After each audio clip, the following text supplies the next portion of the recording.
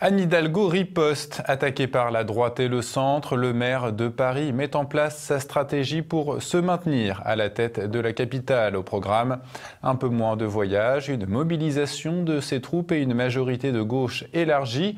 La fenêtre de tir est étroite, mais Anne Hidalgo fera tout pour garder sa place. Olivier Frère-Jacques. Anne Hidalgo se prépare au combat électoral pour garder la mairie de Paris pour le scrutin à venir qui se déroulera en 2020 ou 2021. Selon le bon vouloir du président Macron, l'édile socialiste sait que la bataille sera rude et entend prendre les devants. Pour cela, Anne Hidalgo compte sur son entourage proche et tout particulièrement sur l'ancienne tête d'affiche du syndicalisme étudiant d'extrême gauche, Bruno Julliard, adjoint fidèle au maire de la capitale. Et le travail sera long et pénible. Depuis plusieurs mois, Anne Hidalgo est devenue une cible privilégiée de la droite, notamment dénoncée de l'UDI au Front National pour sa gestion calamiteuse de la ville. Une capitale européenne devenue depuis son arrivée une véritable poubelle à ciel ouvert. Des attaques que le maire se plaît à qualifier d'extrême droite afin de se poser en victime et en porte-étendard d'une certaine forme d'humanisme. Pour la fachosphère, je revendique mon origine espagnole. J'ai la double nationalité, blasphème.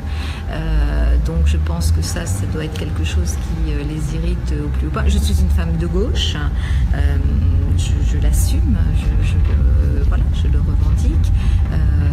Je suis une femme qui porte l'écologie, un humanisme et qui dirige la plus belle ville du monde. Donc voilà, je l'explique par ça, mais franchement, toute ma vie, je me suis engagée contre justement les racistes, les xénophobes, les antisémites et les gros machos.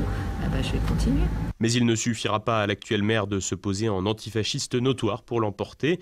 En effet, si les attaques viennent de la droite, le parti présidentiel, plus discret, guette également les faux pas d'Anne Hidalgo et se verrait bien diriger la capitale. Ainsi, la rumeur d'un désamour entre le locataire de l'Élysée et celui de l'hôtel de ville a vite pris de l'ampleur et En Marche pourrait bien, faute de candidats de droite à la hauteur, récupérer les suffrages de l'Ouest parisien réputé plus conservateur pour faire tomber Anne Hidalgo.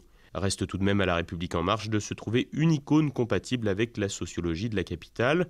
Fort de ses plus de 35% des suffrages lors des législatives, le parti présidentiel pourrait ainsi faire tomber le maire en place. Anne Hidalgo en est consciente et a donc prévu de recentrer son action sur la capitale, toujours en vadrouille aux quatre coins de la terre pour obtenir les Jeux Olympiques ou se montrer à d'innombrables sommets de maires. Son équipe préconise un retour sur le terrain et elle-même affirme devoir produire des effets plus visibles sur la propreté et la sécurité.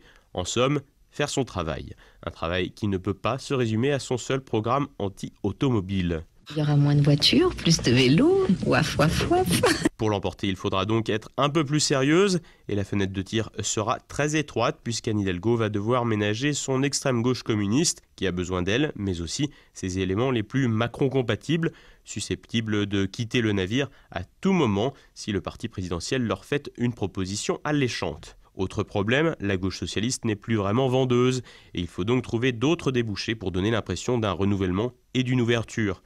C'est dans ce contexte que son équipe a annoncé le lancement d'une plateforme en ligne en suivant la méthode Macron, une plateforme nommée Paris en commun et qui propose d'échanger sur les problématiques de la ville.